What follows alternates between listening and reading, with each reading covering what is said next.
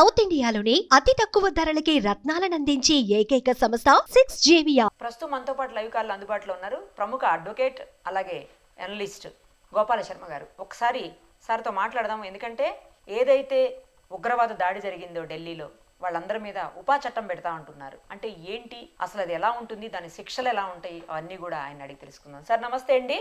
నమస్తే అండి. నమస్తే అమ్మ. ఎంత దారుణమైనటువంటి ఇన్సిడెంట్ అంటే దాదాపు 12 మంది చనిపోయారు సార్, చాలా మంది క్షతగాత్రులు అయ్యారు, ఆత్మాహుతి దాడికి పాల్పడ్డారు. దాంతోపాటు చాలా మంది మహిళలు కూడా ఇందులో ఉన్నారు అని చెప్తున్నారు. మహిళా మాడ్యూల్స్ కూడా ఉన్నారు ఇందులో. ఎందుకంటే జైషే మహమ్మద్కి సంబంధించినటువంటి ఉగ్రవాద సంస్థలో పనిచేసేవాళ్ళు లేదా వాళ్ళతో లింకులు ఉన్న వాళ్ళేనని చెప్తున్నారు. ఏంటి సార్ అసలు ఇప్పుడు వీళ్ళ మీద ఎలాంటి చట్టాన్ని ప్రయోగించబోతున్నారు, వీళ్ళకి ఎలాంటి శిక్షలు ఉండబోతున్నాయి? ఖచ్చితంగా వదిలిపెట్టేది లేదు, శిక్షలు వేసే తీరుతాము అని చెప్పేసి పిఎం చెప్తున్నారు. సో ఎలాంటి శిక్షలు పడే అవకాశం ఉంటుంది? సివియర్ అటాక్ జరిగింది నిన్న. అది హై ఇంటెన్సిటీ బ్లాస్ట్ చేశారు. టెర్రరిస్ట్ యాంగిల్ ఉంటుంది ఇందులో. ఎందుకంటే మనం చూసాం లాస్ట్ టైం ఈ పుల్వామా అటాక్ కానివ్వండి, కాశ్మీర్ అటాక్స్ ఇవన్నీ తర్వాత ఎప్పుడైతే మనం ఆపరేషన్ సింధూర్ చేశామో అప్పటి నుంచి పాకిస్తాన్ వాళ్ళు చాలా సైలెంట్గా ఉన్నారు. సైలెంట్గా ఉన్నారు అంటేనే దాని అర్థం వాళ్ళు ఏదో ఒకటి చేస్తారు. మనం గతంలో చూస్తే బాంబే బ్లాస్ట్ కూడా, మహారాష్ట్ర బ్లాస్ట్ కూడా నవంబర్లోనే జరిగింది. అప్పుడు back at Maharashtra bomb blast కానీ. సో వాళ్ళు ఏంటంటే అప్పుడు 9/11 చేశారు, ఇప్పుడు 10/11 చేశారు. సో ఇది ఒక మొత్తంగా కాన్స్పిరసీ. పాకిస్తాన్ యాంగిల్ ఉంది, టెర్రరిస్ట్ యాంగిల్ ఉంది, జైషే మహమ్మద్ యాంగిల్ ఉంటుంది, అన్ని యాంగిల్స్ ఉంటాయి. అయితే మనకేంటంటే ఇప్పుడు పాకిస్తాన్ వెళ్ళి మన ఇండియన్స్ వెళ్ళి అక్కడ బ్లాస్ట్ చేయలేరు, బికాజ్ హిందూ పాపులేషన్ లేదు అక్కడ. బట్ వేరేజ్ మన దగ్గర మనకు రాజ్యాంగం కల్పించిన ఆర్టికల్ 25 అనుకోండి, 30 అనుకోండి, వీటన్నిటిని కూడా దుర్వినియోగపరిచి ఈ టెర్రరిస్ట్ యాక్టివిటీస్ చేస్తున్నారు. అయితే వీటన్నిటి కూడా 1967లో మనకు అన్లాఫుల్ యాక్టివిటీస్ ప్రివెన్షన్ యాక్ట్ అనేది ఒకటి పెట్టారు. అందులో ఏంటంటే మినిమం 5 years బెయిల్ కూడా ఉండదు. ఒకవేళ అంటే without notice, without issue any notice, police has power to investigate and arrest anybody. Suspect ఉన్నా కూడా, జస్ట్ అనుమానం వచ్చినా కూడా వాళ్ళని అరెస్ట్ చేయొచ్చు. ఇందులో జరిగింది అదే. నిన్న మనం చూసాం ఫరీదాబాద్ హర్యానాలో ఒక డాక్టర్ ఇంట్లో 2,900 కిలోల బ్లాస్ట్ మెటీరియల్ దొరికింది. అంటే మనం ఎక్కడ చూసినా కూడా, ఈవెన్ మనకు హైదరాబాద్ లో ఓల్డ్ సిటీలో కూడా ప్రభుత్వాలు కనుక చిత్తశుద్ధితో పనిచేసి రైడ్ చేస్తే అంతకన్నా ఎక్కువ బ్లాస్ట్ మెటీరియల్ దొరుకుతుందండి. మనం చూస్తున్నాం ఇప్పుడు హైదరాబాద్ లో రోహింగ్యాస్ కొన్ని వేల మంది ఉన్నారు, ఇల్లీగల్ ఇమిగ్రెంట్స్ కొన్ని వందల మంది, లక్షల మంది ఇండియాలో వచ్చి ఉన్నారు.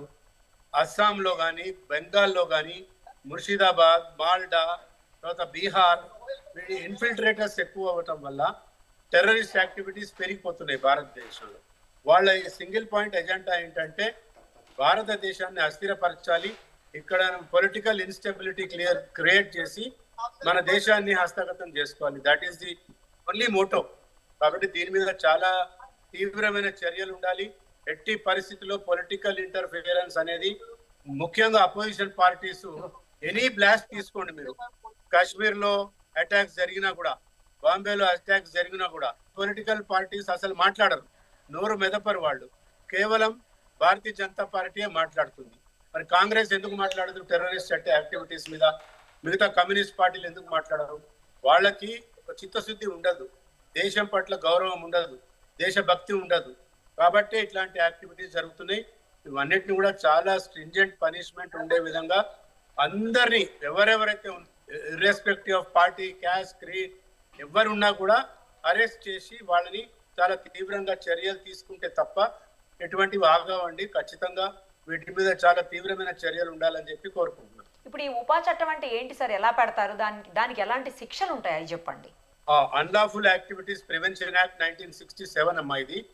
దీంట్లో ఏంటంటే ఎవరైనా క్యాంప్స్ నడిపినా కూడా, టెర్రర్ క్యాంప్స్ నడిపినా, తర్వాత వాళ్ళకి క్లాసెస్ తీసుకున్న టెర్రరిస్ట్లకి, లేకపోతే వాళ్ళకి ఫుడ్ అందించినా కూడా, అట్లీస్ట్ వాళ్ళు ఎక్కడో ఒక టెర్రర్ క్యాంప్ లో ఉంటారు అడవిలో, వాళ్ళకి ఫుడ్ అందించినా కూడా, లేకపోతే ఫైనాన్షియల్ సపోర్ట్ చేసినా కూడా, వాళ్ళ మీద అనుమానం వస్తే మటుకు ఇమీడియట్ గా అరెస్ట్ చేసే వెసులుబాటు ఈ ఉపా యాక్ట్ లో ఉంది.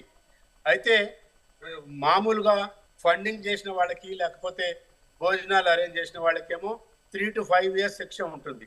వేరస్ డైరెక్ట్ కాన్స్పిరసీలో ఇన్వాల్వ్ అయ్యి బాంబ్ బ్లాస్ట్ లో ఇన్వాల్వ్ అయ్యి ఇద్దరు ఆ పైన కనుక చనిపోతే సెక్షన్ 16 సెక్షన్ 18 కింద వాళ్ళకి లైఫ్ ఇంప్రిజన్మెంట్ ఉంటుందండి. మినిమం 5 years కన్నా తగ్గదు. లైఫ్ ఇంప్రిజన్మెంట్ కూడా ఉంది ఇందులో అన్లాఫుల్ ప్రివెన్షన్ యాక్టివిటీస్ లో. అయితే ఇదేంటంటే చాలా సీరియస్ సెక్షన్స్ ఉన్నాయి ఇందులో. అన్ని కూడా ఏ ఒక్క సెక్షన్ కూడా మొత్తం యాక్ట్ లో అవైలబుల్ సెక్షన్సే ఉండవు ఇందులో. అయితే కొన్ని సెక్షన్స్ మటుకు 3 to 5 years ఉంటాయి, సెక్షన్ 3 కానీ సెక్షన్ 5 కానీ. మిగతా అన్ని సెక్షన్స్ అన్ని కూడా 10 to 15 years and life sentence ఉంది. డెత్ పెనిష్మెంట్ కూడా ఉంది, డెత్ పెనాల్టీ కూడా ఉంటుంది ఇందులో. కాబట్టి ఇందులో నిన్న బాంబే ఢిల్లీలో జరిగిన బ్లాస్ట్ లో అయితే మటుకు ఖచ్చితంగా అనుమానితుల్ని పట్టుకుంటారు. పట్టుకున్న వాళ్ళ వెనక అది కేసు ప్రూవ్ చేసే విధంగానే ఛార్జ్ షీట్ ఫైల్ చేయాల్సి ఉంటుంది. అందులో మటుకు డెత్ పెనాల్టీయే ఖచ్చితంగా వేస్తారు. ఇప్పుడు ఈ యాక్ట్ కింద కనుక అంటే ఉపా యాక్ట్ కింద కనుక కేసెస్ బుక్ అయితే ఎట్టి పరిస్థితుల్లో బెయిల్ రాదంటున్నారు, నిజమేనా? కరెక్ట్. 5 years దాకా బెయిల్ ఉండదు. First 5 years no bail charge sheet వేసిన తర్వాత. అదే మీకు సెక్షన్ 16 కనుక 18 కనుక పెడితే అసలు ట్రయల్ అప్పుడే శిక్ష కూడా విధించి లైఫ్ లాంగ్ జైల్లోనే ఉండేటట్టు కూడా వెసులుబాటు ఉంది సెక్షన్ 16 అండ్ సెక్షన్ 18 లో. కాబట్టి వాళ్ళకి బెయిల్ అనేది దొరకదు, అసలు ఎప్పటికి కూడా దొరకదు. ఆ 5 ఏళ్ల వరకు ఫస్ట్ బెయిల్ ఉండదు. ఆ 5 ఏళ్ల లోపల ఛార్జ్ షీట్ వేసి ట్రయల్ కూడా కండక్ట్ చేస్తారు. ట్రయల్ కండక్ట్ చేసిన తర్వాత శిక్షలు కూడా వేస్తారు. కాబట్టి లైఫ్ లాంగ్ వాళ్ళు జైల్లోనే ఉండాల్సిన అవకాశం ఉంటుంది. Right sir, thank you sir, thank you.